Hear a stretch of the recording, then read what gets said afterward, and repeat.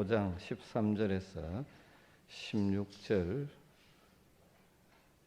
13절에서 15절 말씀 보도록 하겠습니다. 요한일서 5장 13절에서 15절까지 짧은 석절 말씀 우리 같이 한 목소리로 말씀을 읽겠습니다. 내가 하나님의 아들의 이름을 믿는 너희에게 이것을 쓰는 것은 너희로 하여금 너희에게 영생이 있음을 알게 하려 함이라. 그를 향하여 우리가 가진 바 담대함이 이것이니 그의 뜻대로 무엇을 구하면 들으심이라. 우리가 무엇이든지 구하는 바를 들으시는 줄을 안저 우리가 그에게 구한 그것을 얻은 줄을 또한 아느니라. 아멘. 여러분, 우리 모두는 빈손으로 이 세상에 태어났습니다. 또 빈손으로 갈 것입니다. 그런데 우리가 이 세상을 살면서 자꾸 하나씩 내 것을 만들고 있습니다.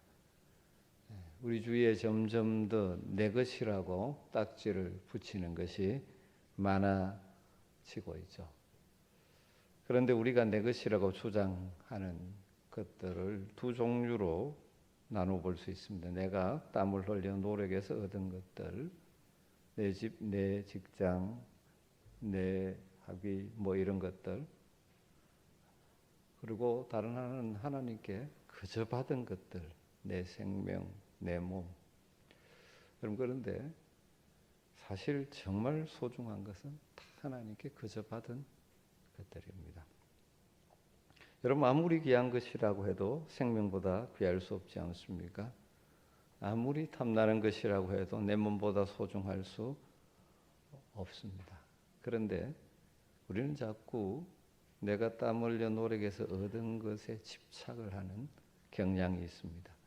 사실 그것도 내 것이 아니라 하나님이 그렇게 할 수 있도록 주신 것인데도 내 힘으로 얻었다고 착각하고 더 많은 것을 가지겠다고 욕심을 불태우고 있습니다. 그것이 지나칠 때 불행이 시작하게 되는 것이죠. 그렇기 때문에 우리가 정말 귀한 것을 귀하게 여길 줄 아는 것이 필요합니다. 그렇다면 우리 그리스도인에게 정말 귀한 것이 무엇일까요? 참 많이 있습니다. 그런데 오늘 말씀을 통해서 함께 나누고 싶은 것은 우리는 영생을 얻은 자라는 사실. 13절에 이렇게 말합니다. 내가 하나님의 아들의 이름을 믿는 너희에게 이것을 쓴 것은 너희로 하여금 너희에게 영생이 있음을 알게 하려 함이라. 사도 요한이 이 요한 서신 1서를 쓰게 된 목적을 말해주는 것이죠. 사도 요한은 이 소아시아, 지금 터키 지역의 에베소를 비롯해서 거기에서 목회하면서 소아시아 지역 교회들에게 이 회람 형식의 편지를 보내고 있죠. 그 지역 교회 가운데 많은 교회가 신앙적인 혼란을 경험하고 있습니다. 특별히 헬라 철학의 영향을 받은 소위 영지주의라는 이단의 잘못된 주장에 기독교의 진리가 심각하게 왜곡되고 있었고 믿음 가운데 굳건하게 서 있지 못한 성도들이 흔들리고 있었던 것이죠. 사도 요한은 가만히 있을 수가 없었습니다. 그 흔들리는 성도들의 신앙을 바로 세워주기 위해서 편지를 쓰면서 아주 기독교 신앙의 핵심 진리를 강조하고 있습니다. 오늘 본문에서 사도 요한이 당시 성도들이 안고 있는 문제 한 가지를 끄집어내고 있는 것이죠. 바로 그들이 예수 그리스도를 믿음으로 영생을 소유하고 있다는 사실을 잊고 있다는 것입니다.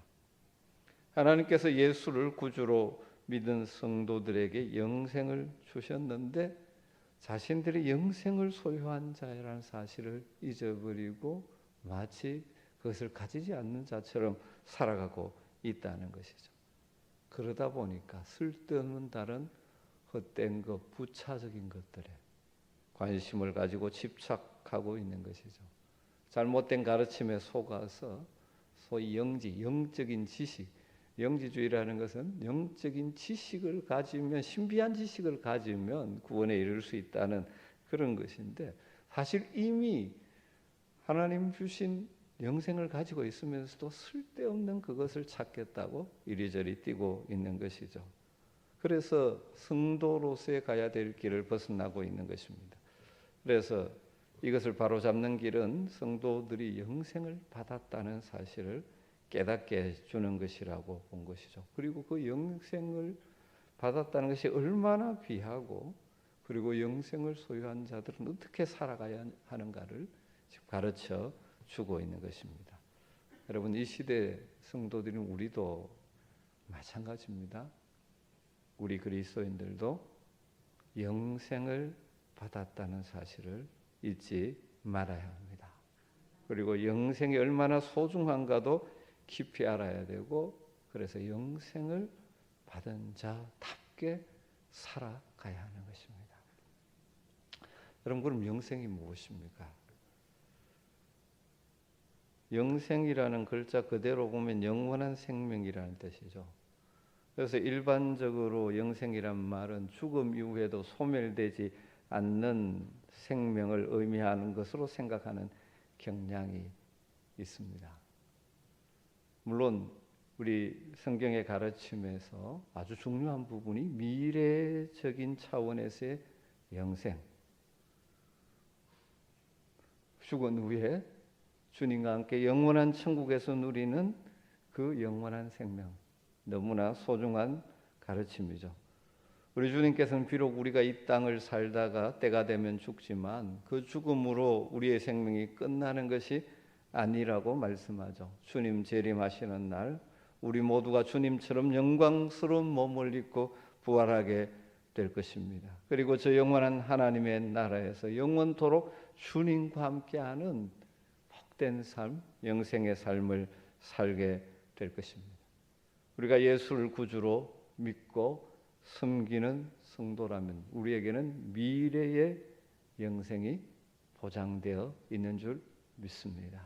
그래서 사람들이 죽음을 두려워하지만 죽음을 두려워하지 않죠. 영원한 생명으로 들어가는 문이길 그것을 알기 때문에. 그런데 오늘 본문이 강조하는 것은 그런 차원보다는 또 다른 차원의 영생을 지금 강조하고 있는 것입니다. 영생의 현재적인 차원, 다르게 말하면 현재를 질적으로 다른 삶을 살아가는 것입니다. 예수 그리스도를 믿음으로, 예수 그리스도를 나의 구주로 모심으로, 주님과 동행함으로 말미암아 현재를 주님 알기 전과 다른 질적으로 다른 차원의 삶을 사는 것이죠. 그래서 영어로 영생을 endless life라고 하지 않고 eternal life라고 그렇게 표현하는 것입니다. 요한복음에서 예수님께서 이렇게 말씀하셨죠. 요한복음 5장 24절에 내 말을 듣고 또 나 보내신 이를 믿는 자는 영생을 얻었고, 과거 영어로 말합니다. 영생을 얻을 것이다가 아니고 영생을 얻었고. 요한복음 6장 47절도 마찬가지죠. 진실로 진실로 너희에게 이르노니 믿는 자는 영생을 가졌나니. 주님의 말씀을 듣고 주님을 보내신 하나님을 믿는 자는 영생을 얻을 것이다가 아니고 영생을 얻었다고 말씀하시고, 믿는 자는 이미 영생을 가졌다라고 말씀하십니다. 그것이 요한복음을 통하여 말씀하시는 핵심이죠. 우리가 예수 그리스도를 믿을 때 영생을 얻었다. 믿는 자들은 지금도 영생을 누리고 있다. 일반적으로 영생이라면 우리가 죽은 뒤에 생명이 연장되는 것으로 생각하기 쉽습니다. 그래서 사는 동안에 태어날 때 받은 이 육신의 생명으로 살고 죽은 뒤에 영생을 받아서 생명이 죽음 너머에 연장된다라고 생각하기가 쉽습니다. 그러나 그것이 아닙니다. 태어날 때 받은 생명으로 살아있는 동안 예수 그리스도를 믿게 되면 또 다른 하늘의 생명인 영생을 누리게 되는 것이죠. 그렇게 보면 우리 예수 믿는 사람들에게는 차원적으로 말하면 두 가지 생명이 있는 것입니다. 태어날 때 사람이 누구나 가지고 있는 육신의 생명이 있고 예수 믿은 사람들만이 누리게 되는 특별한 또 다른 생명이 있는 것이죠. 우리는 이 두 가지 생명을 누리며 살다가 이 세상 떠나게 될 때 태어날 때 받았던 그 육신의 생명은 죽음과 더불어 사라지게 되죠. 그리고 이미 받아 누리고 있던 그 하늘의 생명을 본격적으로 저 천국에서 누리게 되는 것입니다. 그렇다면 이 땅에 사는 동안 우리 그리스도인들이 이 영생을 어떻게 누리게 될까요? 요한복음 17장 3절에서 이렇게 말씀하죠. 영생은 유일하신 참 하나님과 그 보내신 자 예수 그리스도를 아는 것이니라. 그렇게 말합니다. 유일하신 참 하나님과 그 보내신 자 예수 그리스도를 아는 것이 영생이라고 말씀합니다. 그러니까 영생을 아는 것이라고 합니다. 하나님을 알고 그 아들 예수 그리스도를 아는 것. 여러분, 안다고 말하는 성경의 용어가 단순히 지적인 알물 표현하는 것이 아니라는 것을 알고 계시죠? 깊은 관계를 의미하는 것입니다. 깊은 관계. 그래서 안다는 것은 경험한다라는 의미로 사용되어지는 것이죠. 예를 들면 남자를 모르는 사람, 남자와 관계를 맺지 못한 여자를 처녀라고 이야기하는 거죠. 그러나 마음을 주고받고 깊은 관계를 맺는 것이 이제 아는 것이죠. 성경에 안다는 개념은 그러니까 영생은 참 하나님을 아는 것이라는 그 표현은 하나님과 깊은 체험적인 관계를 맺어가는 것을 말하는 것이죠. 영생을 누린다는 것은 그 하나님과 우리 주 예수 그리스도와 깊은 관계 속에서 교제하며 살아가는 그러한 특별한 삶. 그래서 하나님의 뜻을 깨닫고 하나님이 공급하시는 지혜와 힘으로 이 땅을 다르게 전과 주님을 알기 전과 다른 차원의 삶을 살아가는 것. 영생은 하나님과 아주 특별한 관계 속에서 살아가는 질적으로 전혀 새로운 삶을 의미하는 것이죠. 사도 요한은 지금 그 당시 성도들에게 그들 안에 바로 이러한 특별한 삶, 영생이 있다는 사실을 잊지 말라고 권면하고 있습니다. 사랑하는 성도 여러분, 우리에게도 마찬가지입니다. 우리 안에 이 영생이 있음을 잊지 말아야 합니다. 그런데 이것을 잊어버리고 단순히 육신의 생명의 차원에서만 살아간다면 참으로 가난하고 불행한 인생이 되는 것이죠. 여러분, 하나님과 더 깊은 관계 속에서 더 풍성한 교제 속에서 영생을 맛보고 누리며 사는 여러분 되시길 주임으로 축원합니다. 비록 이 땅에서 완전하지 않지만 때로는 이런저런 어려움을 만나지만 주님과의 친밀한 교제 속에서 주님이 주시는 지혜와 힘으로 그것들을 뛰어넘고 살아가는 이 땅에서도 질적으로 차원이 다른 성도의 삶을 살아가는 여러분 되시기를 주님으로 축복합니다. 사도 요한이 이 말씀을 쓰는 것처럼 안타깝게도 이 시대 성도들 가운데도 영생이 있음을 알지 못하고 신앙생활을 하는 것 같다. 그래서 교회는 왔다 갔다 하는데 입으로는 하나님을 믿는다고 하는데 전혀 하나님으로부터 공급받는 삶이나 하나님의 뜻을 따라 살려는 것 없이 세상의 욕심을 따라 세상의 성공을 위해서 여전히 살아가고 있는 안타까움을 보게 되는 것이죠. 사랑하는 성도 여러분, 우리는 예수 그리스도를 믿을 때 차원 다른 영생을 누리게 된 줄로 믿습니다. 여러분, 이 삶이 여러분에게 풍성하기를 주님으로 축복합니다. 그렇다면 영생을 누리는 삶은 구체적으로 어떤 것일까? 여러 가지 성경으로 정리할 수 있겠지만 오늘 말씀에서 영생을 실제로 누리는 삶의 구체적인 모습은 두 가지로 정리해 볼 수 있을 것 같습니다. 첫 번째로는 기도하는 삶입니다. 사도 요한이 너희로 하여금 너희에게 영생이 있음을 알게 하려 함이라 이 말씀을 하고 바로 뒤이은 14절에 뭐라고 말씀합니까? 그를 향하여 우리가 가진 바 담대함이 이것이니 그의 뜻대로 무엇을 구하면 들으심이라. 영생이 있다는 것을 알라. 그리고 그 다음 바로 뭘 이야기합니까? 우리가 그렇기 때문에 하나님을 향하여 담대하게 나갈 수 있다는 것입니다. 그래서 하나님 앞에 우리가 기도할 수 있고, 우리가 그 하나님의 뜻대로 기도할 때 하나님께서는 우리의 기도에 응답하신다는 것입니다. 여러분, 이 땅에서 우리가 영생을 누리며 살아가는 삶의 중요한 구체적인 한 측면은 무엇입니까? 하나님 앞에 담대하게 나가서 하나님과 우리의 관계가 그런 관계임을 알기 때문에 담대하게 나가서 우리의 모든 것을 하나님께 아뢰며 기도를 통하여 하나님의 뜻을 알고 하나님의 능력을 뜻입어 살아가는 것이 영생을 누리는 삶의 구체적인 모습이라는 거죠. 우리가 사무엘상 하서 말씀을 많이 살폈는데 우리 믿음의 사람 다윗의 중요한 특징 하나가 무엇이었습니까? 다윗이 여호와께 묻자와 이르되. 그가 하나님과 깨어있는 관계에 있을 때는 긍정적인 신앙의 삶을 살 때 늘 나타나는 것이 뭡니까? 하나님께 묻는 거예요. 다윗은 인생의 위기를 만났을 때도 하나님께 나가 묻죠. 또 인생의 중요한 결정을 내려야 할 때도 하나님 앞에 나가고 매 순간 하나님께 기도합니다. 그래서 하나님의 뜻을 알고 하나님의 인도하심을 따라 살아가서 그 모든 상황을 이기고 승리하는 것이죠.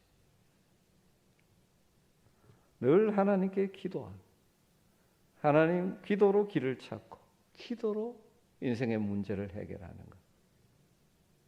이것이 다윗의 삶의 중요한 특징이죠. 그래서 여호와께 묻자와 이르되 이런 표현이 자주 나오는 것입니다. 여러분, 이 땅에서 영생을 누린다는 것이 구체적인 모습이 바로 이런 삶을 사는 것입니다. 그냥 내 생각대로 내 판단대로 내 경험대로 사는 것이 아니라 하나님과의 친밀한 관계가 있기 때문에 담대하게 우리가 담대하게 하나님 앞에 나갈 수 있는 존재가 되었으니 담대하게 나가서 그 은혜의 보좌 앞에 나가 하나님의 은혜를 구하는 삶을 사는 것입니다. 사실 우리가 주님 만나기 전에는 담대하게 하나님 앞에 나갈 수도 없는 자들이 아닙니까? 하나님의 은혜로 예수님을 나의 구주와 주님으로 영접하고 거듭나서 하늘의 생명을 얻은 하나님의 자녀가 되었습니다. 하나님의 자녀이기에 우리는 담대하게 하나님을 아빠 아버지라고 부르며 나아갈 수 있는 것이죠. 그리고 우리가 나가서 기도할 때 들으시고 응답하시고 부어주신 은혜를 받기 때문에 이 땅을 살지만 하나님을 모르는 자들과는 질적으로 다른 삶을 사는 것이죠. 요한 웨슬레가 회심을 체험한 후에 이렇게 말했다고 하죠. 나는 회심하고 중생을 체험하기 전에도 선교사였고 예수를 믿는 사람이었다. 나는 예수님을 열심히 믿었고 사역에 헌신했었다. 그러나 그 당시에는 아들의 믿음이 아니라 종의 믿음을 가지고 있었다. 두려워서, 하나님 두려워서. 웨슬레가 제대로 하나님을 만나고 하나님과 깊은 관계를 맺기 전까지는 하나님과의 관계가 종과 주인의 관계처럼 살았었다는 것이죠. 그러나 하나님과의 깊은 관계를 깨닫고 난 이후에는 아들과 아버지의 관계임을 하고 담대하게 하나님께 기도하게 되었다라고 말합니다. 여러분, 우리가 신앙생활 하면서도 종종 우리에게 있는 하나님 주신 이 영생을 누리지 못하고 사는 경우가 많습니다. 영적으로 가난한 삶을 사는 것이죠. 여러분, 영생을 풍성히 누리는 사람은 하나님과의 깊은 관계 속에서 하나님 앞에 담대히 나아가 기도하면서 인생을 살아가는 것입니다. 기도가 의무가 아니라 특권이 되는 것이죠. 기도의 특권을 누리며 사는 것입니다. 사랑하는 성도 여러분, 사랑하는 아버지 앞에 선 아들처럼 언제나 담대하게 하나님 앞에 나아가서 기도하며 사시기를 주님으로 축복합니다. 기도의 특권을 누리며 사시기를 주님으로 축복합니다. 이것이 우리가 이 땅에서 풍성한 삶을 사는 것이고 영생을 맛보고 누리는 삶을 사는 구체적인 모습인 것이죠. 두 번째로는 이렇게 정리해 보고 싶습니다. 간증하고 감사하는 삶을 사는 것이다. 15절에 이렇게 말씀하죠. 우리가 무엇이든지 구하는 바를 들으시는 줄을 안즉 우리가 그에게 구한 그것을 얻은 줄을 또한 아느니라. 여러분 기도 나갈 때마다 우리의 기도에 응답하신다는 것을 우리는 경험하게 되는 것이죠.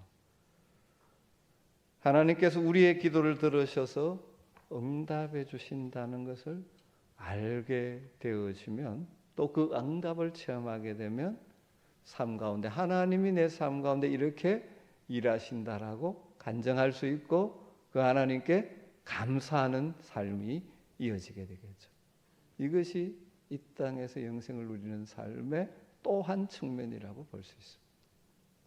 시편에 나오는 다윗의 이 많은 시들을 읽어보면 대체적으로 일관된 특징을 발견할 수 있죠. 때로는 그의 처한 상황으로 인하여 탄식하고 기도합니다. 때로는 자기가 처한 그 위기 상황 속에서 하나님 구원해 달라고 간청합니다. 그런데 어떻게 기도가 시작되었던 대부분 다윗의 시편의 기도의 마지막은 감사와 찬양으로 끝이 나는 것을 보게 됩니다. 예를 들어 시편 13편은 이렇게 시작합니다. 여호와여 어느 때까지이니까 나를 영영히 잊으셨나이까. 마치 하나님이 나를 잊으신 것과 같은 그러한 삶의 자리에서 하나님께 지금 탄원하고 있는 것이죠. 그런데 13절에 가보면 내가 여호와를 찬송하리니 이는 주께서 내게 은덕을 베푸심이라. 찬송으로 감사로 바뀌는 것이죠. 탄식으로 시작했던 기도가 감사와 찬송으로 마무리되는 것입니다. 여러분 우리의 인생을 살면서 마찬가지죠. 탄식할 수밖에 없고 하나님 앞에 눈물 흘려 부르짖을 수밖에 없는 상황들도 있습니다. 그런데 그 기도의 자리에 나가서 하나님을 만나고 하나님의 역사하심을 바라보고 믿고 경험하는 자들은 하나님을 찬송하게 되어지고 감사하게 되는 것이죠. 이것이 질적으로 다른 삶이 되는 것이죠. 하나님을 모르는 사람은 그 상황 속에서 탄식하고 절망하고 낭망하고 끝나버리지만 우리는 그 상황을 기도로 뛰어넘어 하나님의 일하심을 기대하고 하나님의 역사하심을 경험하면서 하나님께 찬송하며 감사하며 살아가는 거예요. 그래서 밖으로 볼 때는 어떻게 저런 상황 속에서 찬양을 할 수 있을까, 감사할 수 있을까? 하나님을 모르는 사람들은 그렇게밖에 볼 수 없지만 우리는 그렇게 하며 살아갈 수 있는 것이죠. 그게 바로 질적으로 다른 삶, 살아가는 모습이 되는 것입니다. 여러분, 영생을 풍성히 누리는 삶은 하나님과의 깊은 관계 속에서 기도하는 삶으로 나타나고 기도를 통하여 하나님의 응답을 경험하면서 간증하고 찬송하고 감사하는 삶으로 나타나는 것입니다. 저는 우리 아멘교회 성도님들에게 이러한 영생을 누리는 삶이 풍성하게 되기를 간절히 주의 이름으로 축복합니다. 여러분 우리 모두 다가 예수님을 나의 구주요 주님으로 믿는 자들이지 않습니까? 그렇다면 우리는 이미 영생을 받은 자들입니다. 영생을 누리며 살 수 있는 자들입니다. 하나님과의 더 깊고 아름다운 관계 속에서 풍성한 삶을 맛보며 살 수 있는 은혜가 있게 되기를 주님으로 축복합니다. 언제나 담대하게 주님 앞에 나아가 기도하는 기도의 사람으로 사시기를 주님으로 축복합니다.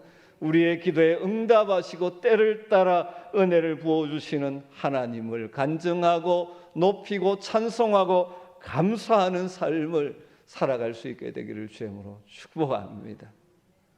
이 험한 세상이지만 기도로 하늘의 능력을 맛보고 감사로 하루하루를 채워가다가 이 땅에 우리의 인생길이 다 끝나면 영원한 천국에서 주님과 함께 영생을 누리는 복을 우리 다 함께 누리게 되기를 주의 이름으로 축원합니다. 오늘 말씀 붙들고 같이 기도했으면 좋겠습니다. 오늘 사도 요한은 내가 하나님의 아들의 이름을 믿는 너희에게 이것을 쓰는 것은 너희로 하여금 너희에게 영생이 있음을 알게 하려 함이라. 그를 향하여 우리가 가진 바 담대함이 이것이니 그의 뜻대로 무엇을 구하면 들으심이라. 우리가 무엇이든지 구하는 바를 들으시는 줄을 안적 우리가 그에게 구한 그것을 얻은 줄을 또한 아느니라. 그렇게 말합니다. 여러분, 하나님의 은혜로 구원받은 자로서 날마다 주님과의 친밀한 교제 속에서 영생을 맛보며 살아가는 복 있는 삶이 되기를 기도하십시다.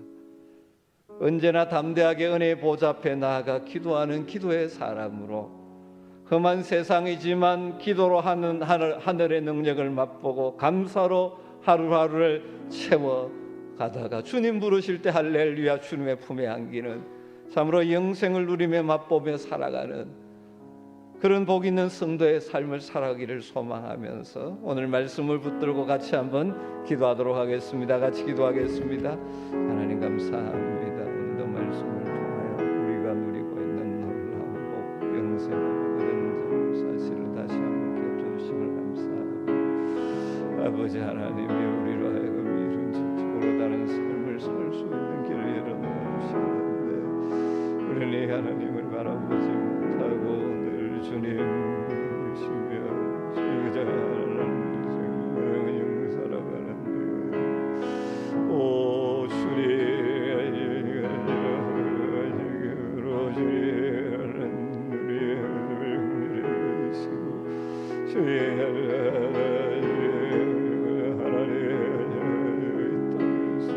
땅을 살아가기로 살 수 있습니다. 오 주님 주시기를 간절히 원합니다. 주님 언제나 하나님 은혜의 보좌에 나아가기다 아무로 인생의 은혜를 원합니다. 주의 우리의 자주 흔들립니다. 주의 쓰는 그 자리 오 주님의 자리로 나아가 주님의 의지하며 하나님을 믿는 이들의 기도하는데 하나님의 오시고 하나님의 능력이고 하나님의 능력을 하나님의 그래서 세상이지만 주의 하는 데는 하나님의 영원히 있는 삶을 살아가는 주의 살아가는 주의가 여주시옵소서. 성령이 우리 가운데 가셔서 이런 삶을 하여 주시기를 원합니다. 언제 세상이지만 주님 우리의 이들로 하나님의 능력을 보며 그래서 하나님을 헌정하여 감사로 우리의 생을 이어가는 주의 은혜를 우리가 보는 우리의 삶이